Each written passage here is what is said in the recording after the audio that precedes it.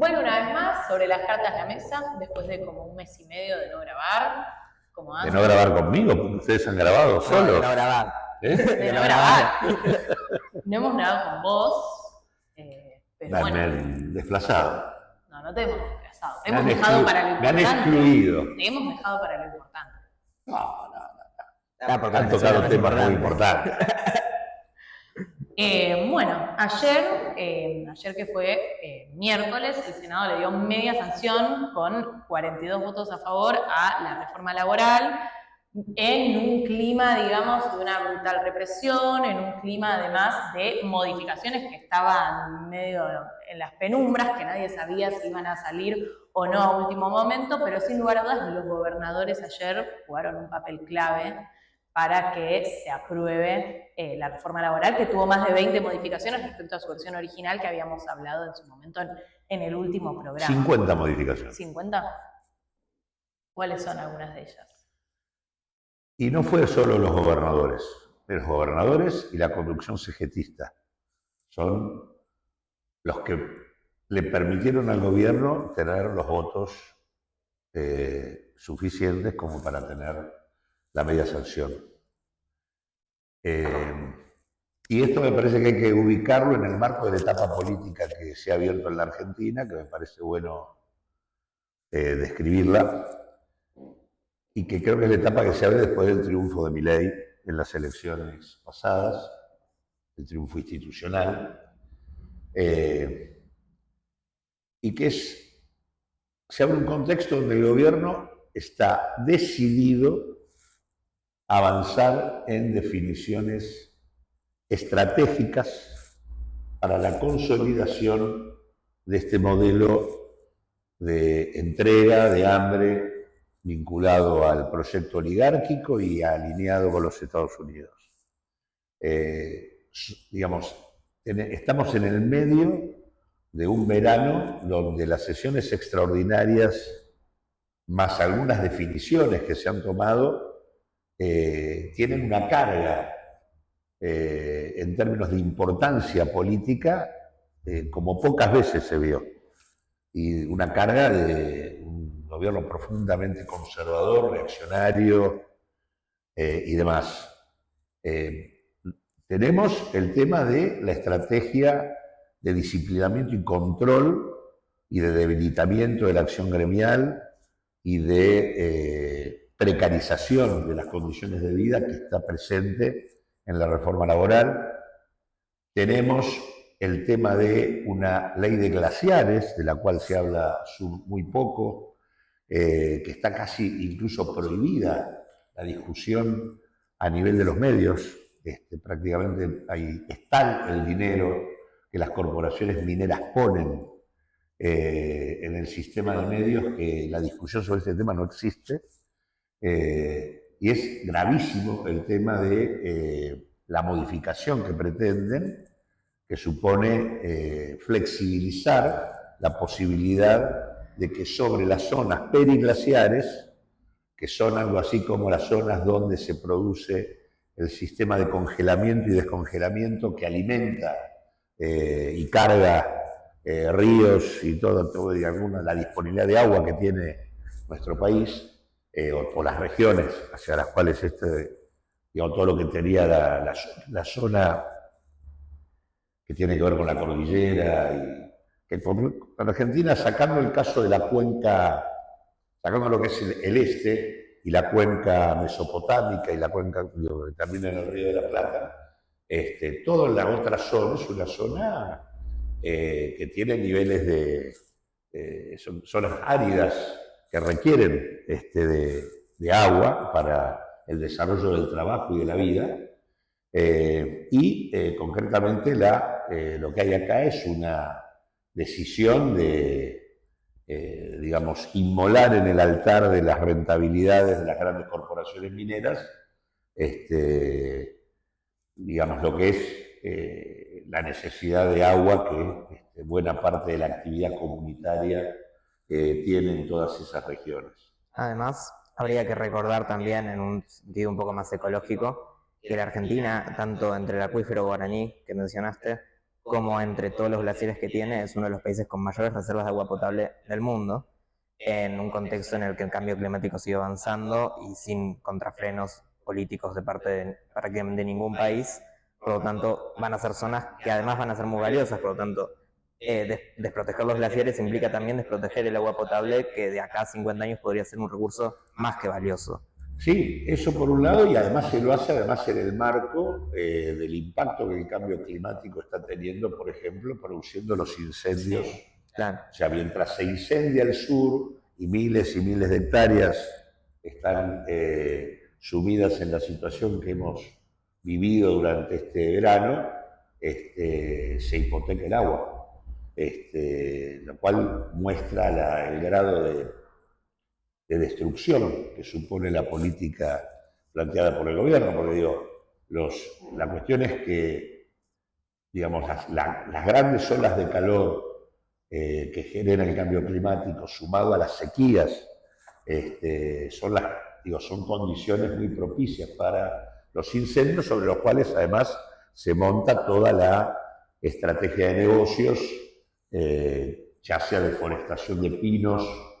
Los pinos son es un árbol que no es propio del sur argentino y que en función del negocio de la madera, el negocio de los muebles, del papel y demás, se foresta con los pinos y esto, el pino es un árbol piromaníaco que en realidad, digamos, requiere del fuego, porque, bueno, o sea, cuando hay un incendio, el pino se reproduce y sus semillas estallan y van a parar por todos lados y sigue creciendo. El haber puesto al pino, haber extendido el pino dentro del sur argentino ha sido una cosa muy complicada. Sumado a eso, todo el tema de todo lo que hay respecto al tema de haber eliminado el límite de la ley de tierras para las compras de tierras por parte de extranjeros,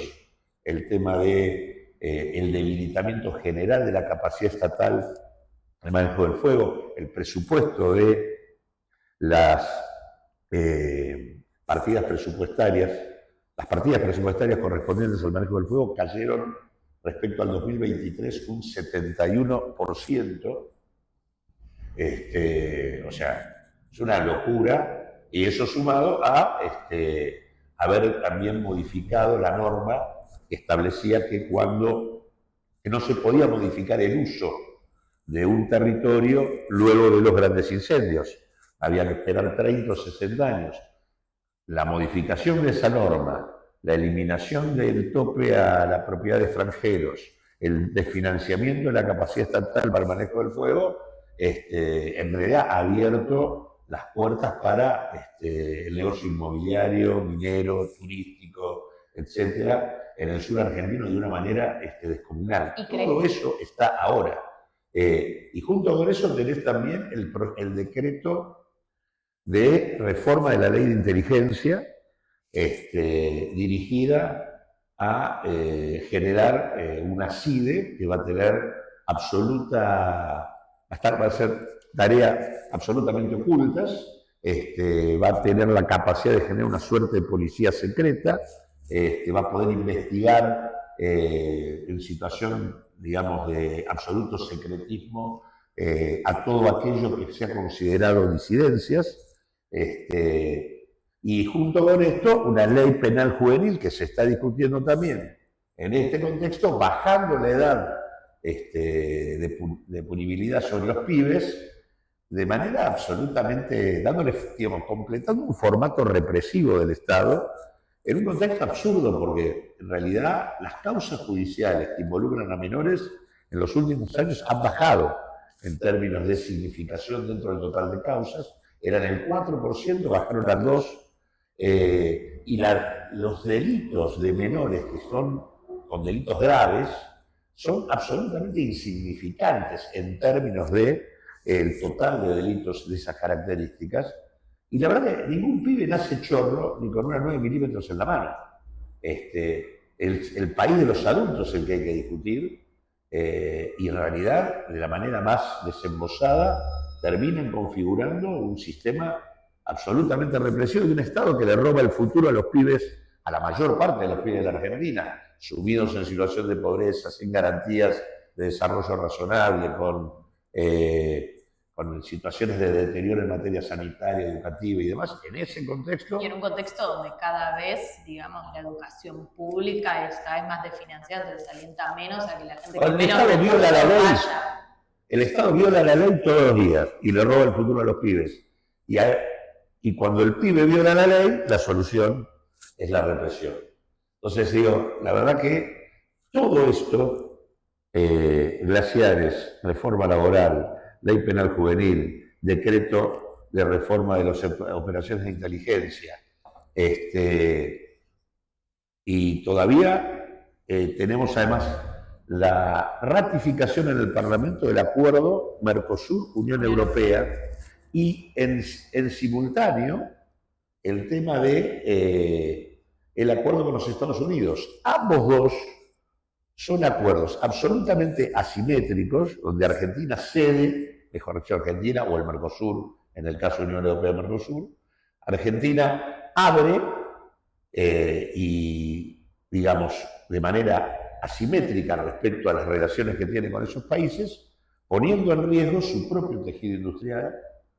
Y la verdad que incluso en el caso puntual de los Estados Unidos, Argentina se transforma junto con otros 50 países en uno de los proveedores estratégicos de minerales críticos, tierras raras, digamos, uranio, litio, cobre y demás para las necesidades de los Estados Unidos.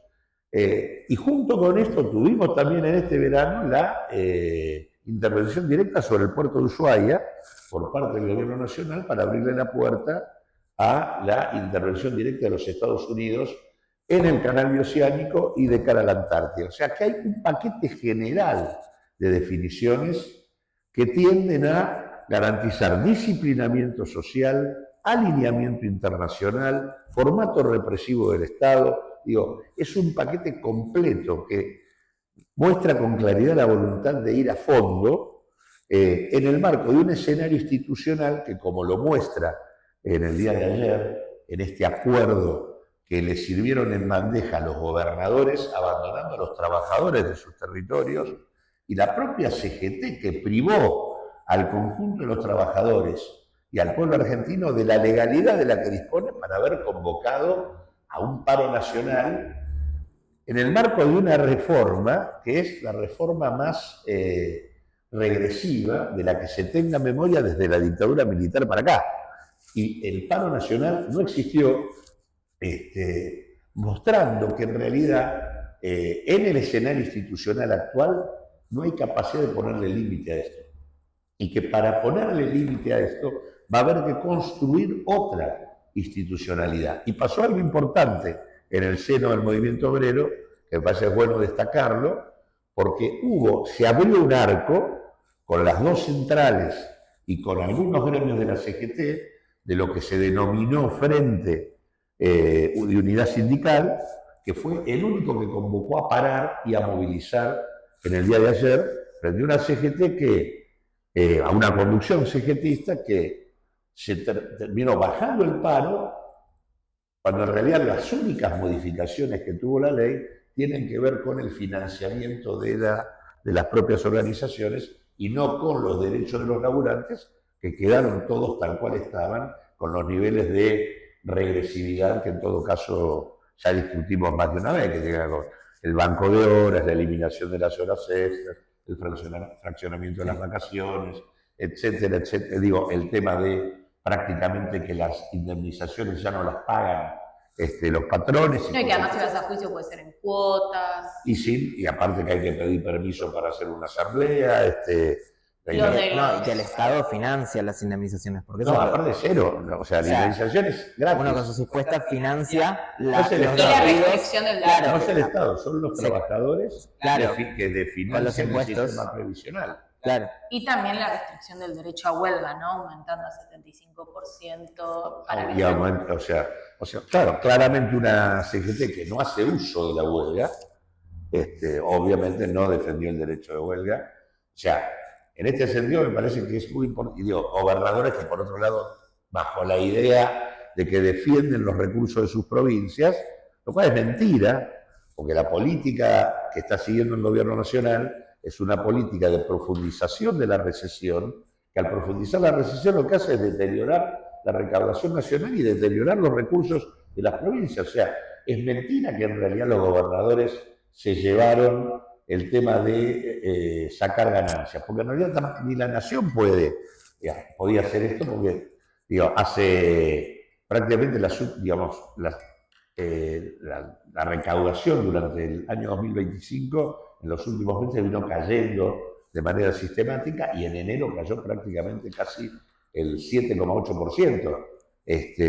Digo, cada vez les resulta más complejo sostener el ajuste por los niveles de deterioro de la recaudación. O sea que ni siquiera tenían capacidad para poder, digamos, descontar ganancias. O sea, los gobernadores y la CGT decidieron en bandeja al gobierno, cagándose en el conjunto de la sociedad, pero digo, es parte de un marco que muestra un gobierno profundizando un rumbo estratégico y un escenario institucional que se quedó parado luego de la elección, que no tiene capacidad de ponerle límites. ¿No crees que capaz, o sea, como que es el último intento o sea, digamos, estas reformas tan avasallantes el gobierno no las puede hacer el año que viene porque es año de elecciones? ¿Crees que este año se juega todo para el gobierno en el marco de las modificaciones, digamos, la reforma penal que quieren hacer, esta reforma laboral, digamos, se juega todo este año para el gobierno?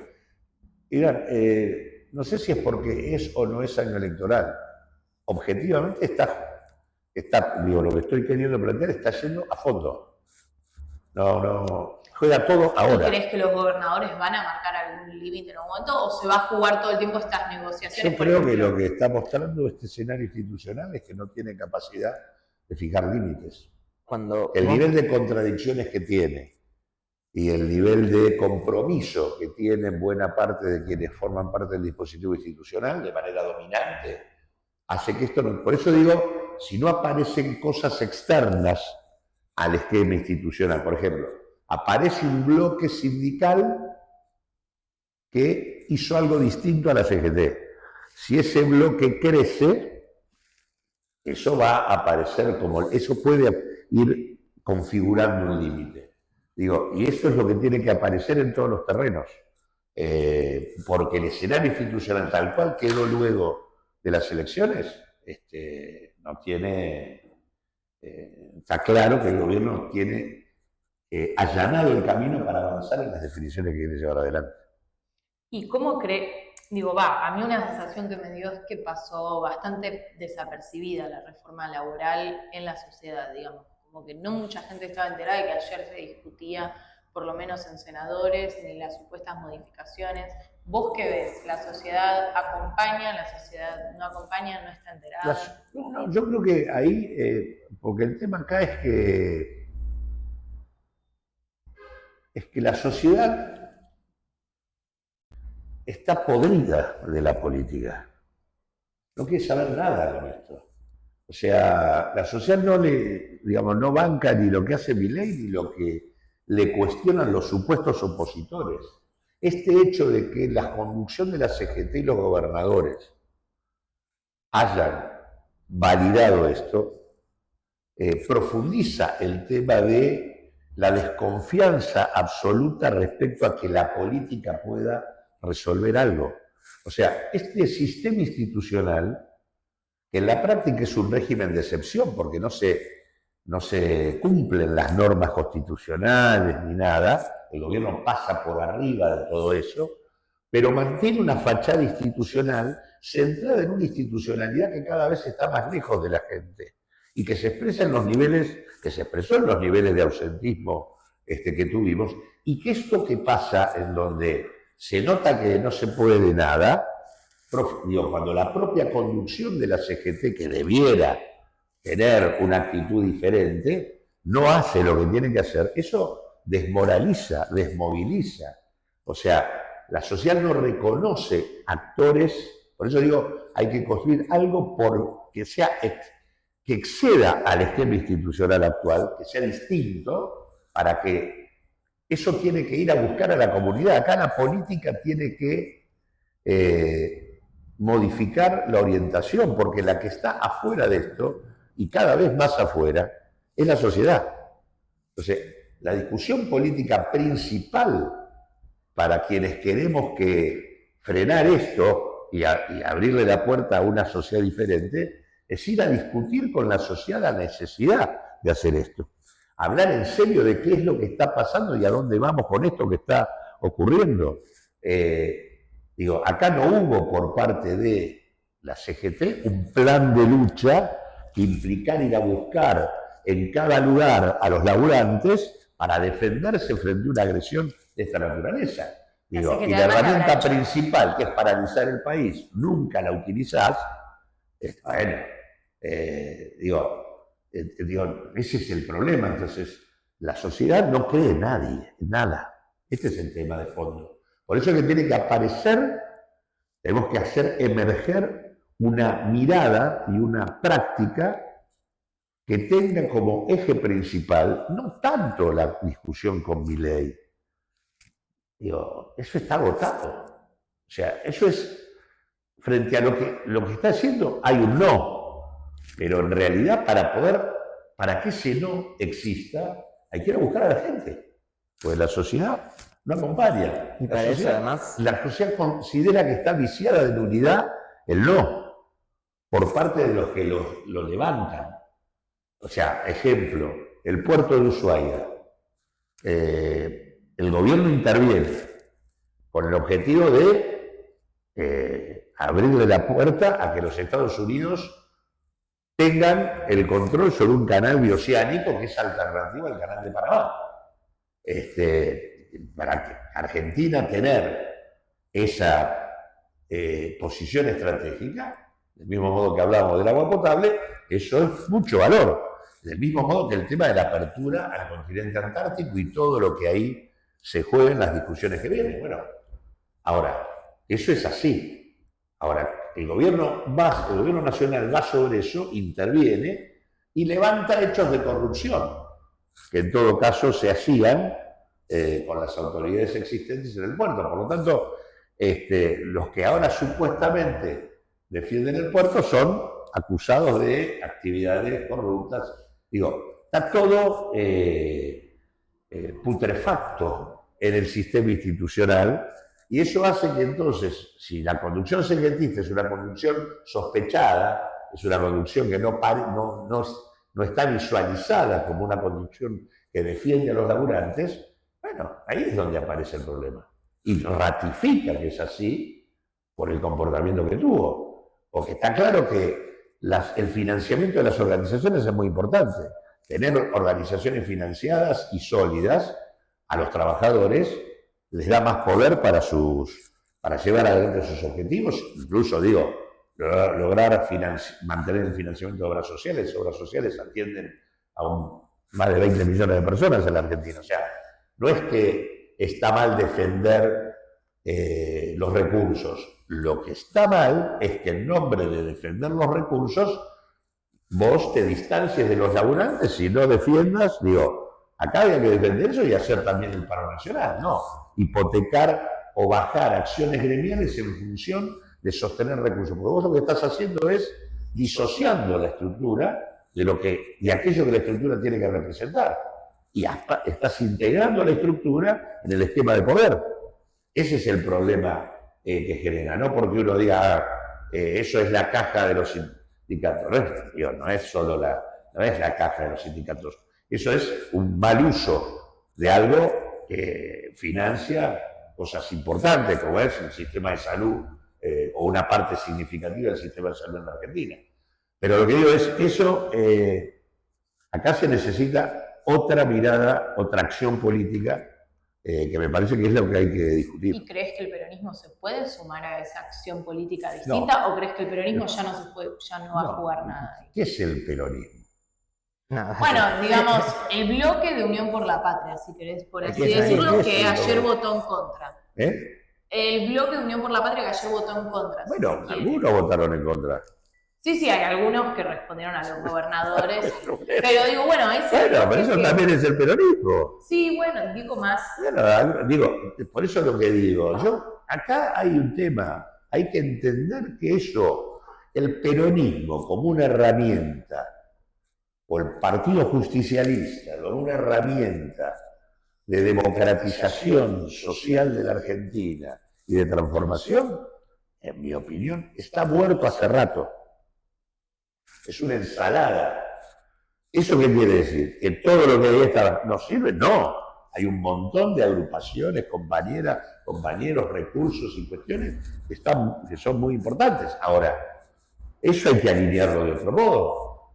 La idea de la reconstitución del peronismo es una idea vieja, una idea que está pasada respecto a la historia. O sea, hay algo que parece que no se termina de entender, es que a mediados de la década del 70, las clases dominantes en la Argentina tomaron una decisión y la lucha de clases se desenvolvió al interior del peronismo. Es más, hubo un intento muy claro por parte de las clases dominantes de que fuera el peronismo el vehículo de las transformaciones que llevó adelante la dictadura. En el 75, 74, 75, comenzó la represión ilegal en la Argentina con la AAA.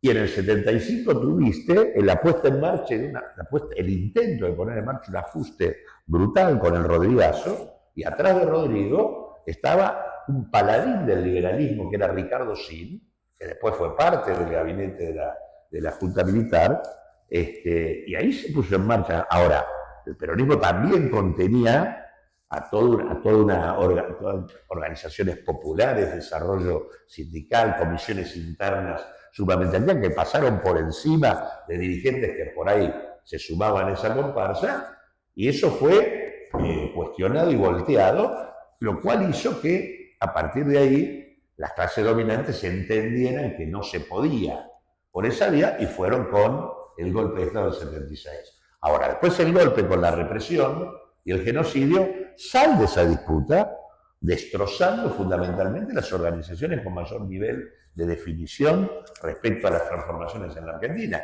El justicialismo que sale de la dictadura es un justicialismo totalmente distinto, con los sectores más dinámicos derrotados, y consecuentemente va configurando una realidad, en donde los sectores más dinámicos están derrotados y las bases estructurales del país que expresó el peronismo habían comenzado a ser destruidas.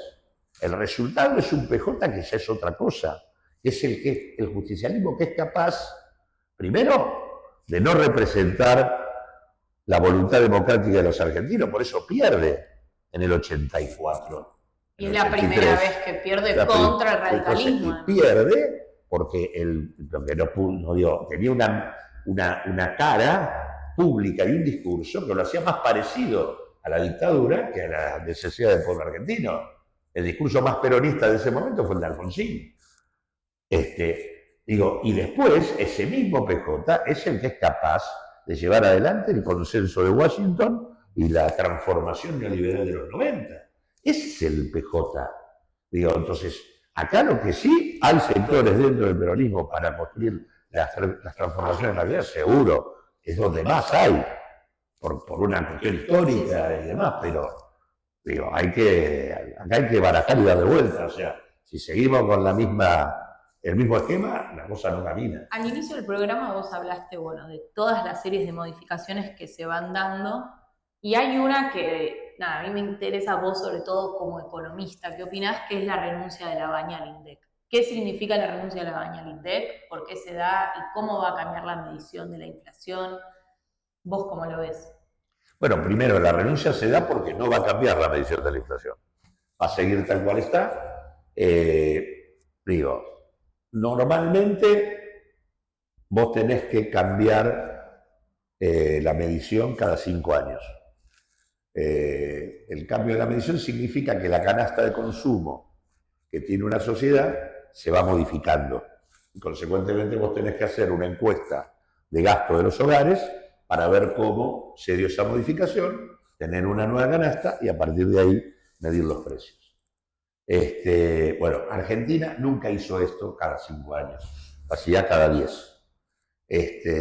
Bueno, como el INDEC vivió ya una intervención brutal, como fue la de Moreno en el final del gobierno en los últimos 2 gobiernos del kirchnerismo, y hubo ahí un apagón estadístico, recién volvió a haber una encuesta de gasto creíble en el 2017-2018. Por lo tanto, esa era una encuesta que desde ese momento, 2018, tendría que haber sido puesta para que se modificara la canasta y se comenzara a medir la inflación con esa nueva canasta que surgía de esa encuesta de gasto.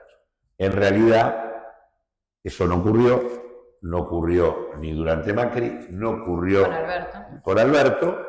Se sigue midiendo con la canasta del 2005, es decir, estamos viviendo con una canasta basada en patrones de consumo de hace 20 años, que no tienen nada que ver con los patrones actuales, y además, que para ponerlo en criollo, implica que lo que son los servicios, y ahí entra el cable, internet, celulares, no están contemplados en la canasta. No están contemplados en la canasta, y además los servicios de luz, gas, agua y demás, que tenían una relevancia en términos de guita muy inferior a la que tienen hoy, todo eso en la canasta del 2005, 2004, 2005, representaba el 33% de la canasta. Los servicios y los servicios esenciales. Claro. ¿Y por qué no se hace esa modificación? ¿Qué implica eso? No,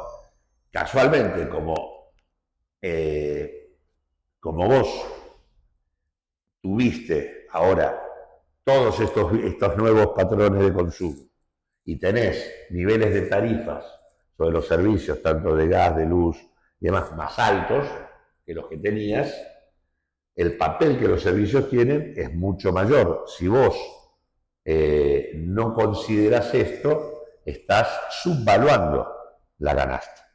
Y eso es lo que hace que cuando vos tenés aumentos importantes de tarifas, como tuviste en el 2024 o como estás teniendo ahora, no pasó tanto en el 2025, lo que termina pasando es que el índice de precios que te dicen es más bajo del que efectivamente es. Claro, entonces si se modifica, la gente va a saber que hay más inflación a la vista, digamos, de la que hay.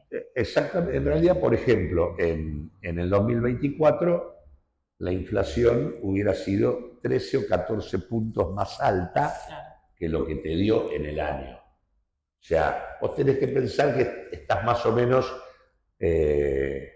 incorporando un punto y medio más por mes de inflación. O sea, ahora sería 3,8 a 4,3 de inflación. Eso sería muy lejos del cero que había prometido. Y que no, por supuesto, pero lo que digo es, entonces ¿eso qué hace? Pero, por ejemplo, si vos tomás la etapa Milei, la inflación medida tal cual la vienen midiendo dio 200, de noviembre del 23 hasta acá, 269%. Pero los servicios, tarifas y demás, 478% crecieron. Ahora, si eso no está ponderado en la muestra con la relevancia que tienen, vos lo que haces, ese 478 pesa menos.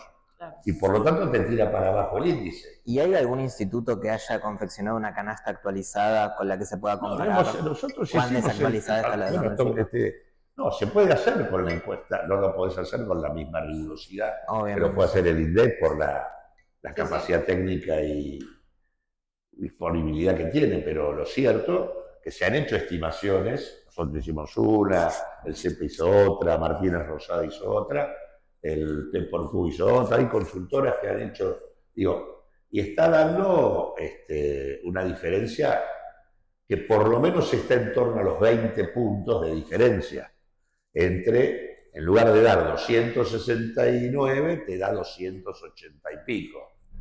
Eso, obviamente, ¿qué implica?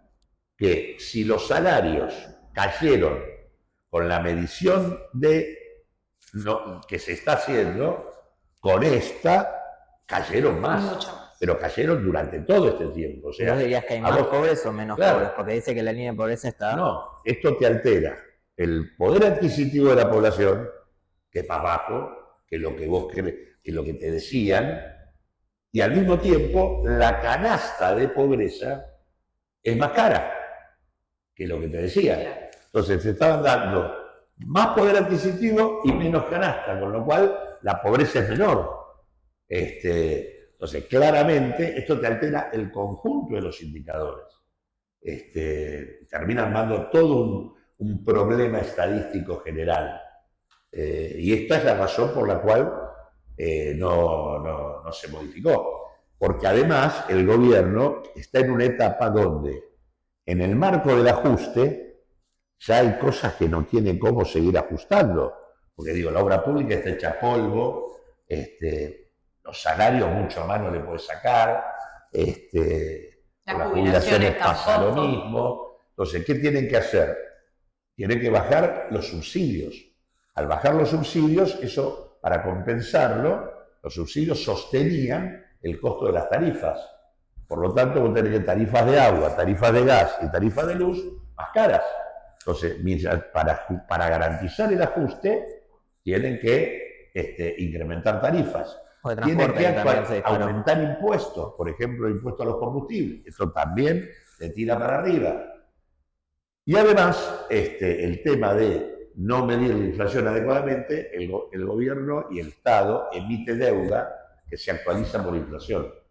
Si yo mido la inflación por debajo de lo que es, pago menos. Claro. Entonces, el ahorro anual de la decisión de no modificar la metodología es un ahorro de como de 5 billones de pesos. O sea, lo mires por donde lo mires, le conviene. Entonces, al gobierno le conviene, primero, no le convenía ya hace 7 meses que los precios se vienen acelerando.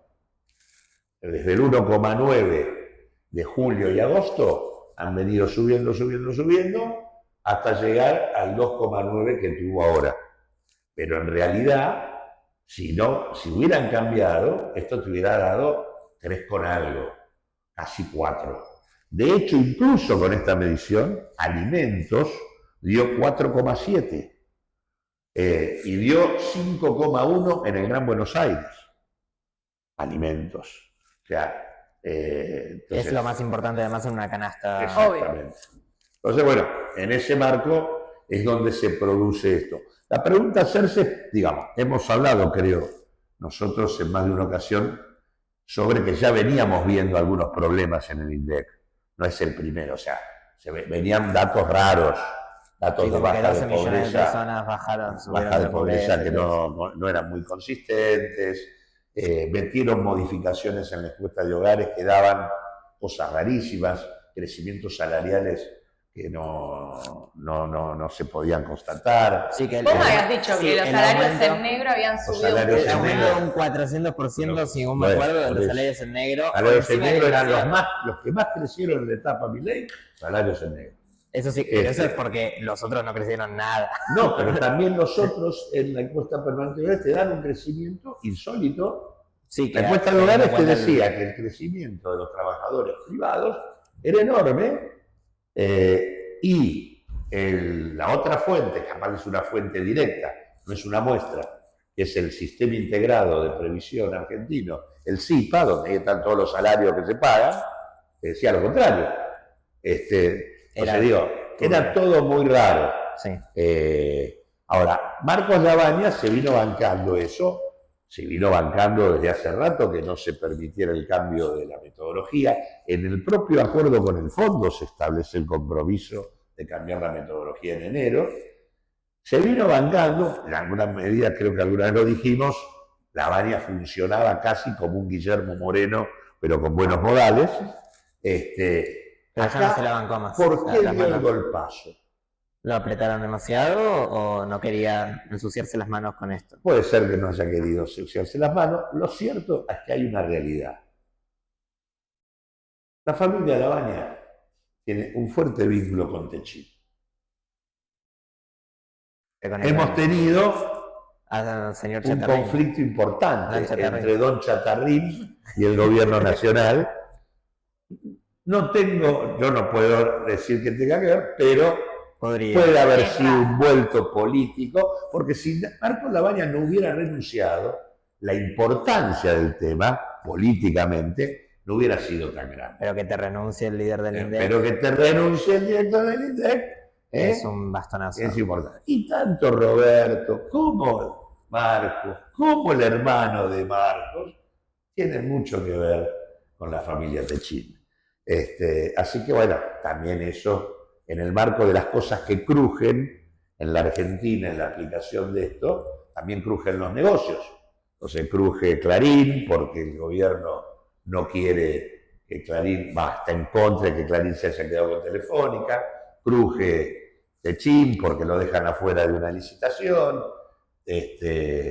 cruje Galperín, porque todos los que lo bancaban.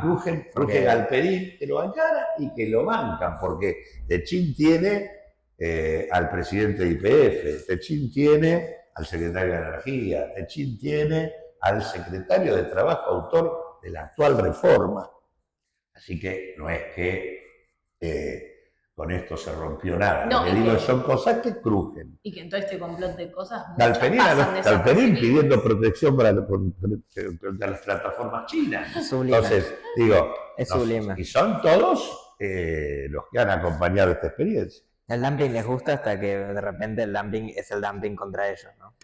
Claro, exacto. Bueno, muchas cosas. Es que viene cargado, vino muy cargado el verano.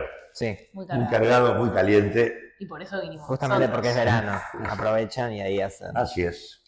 Bueno, Bueno. nos vemos en un próximo programa. Nos vemos. Dale.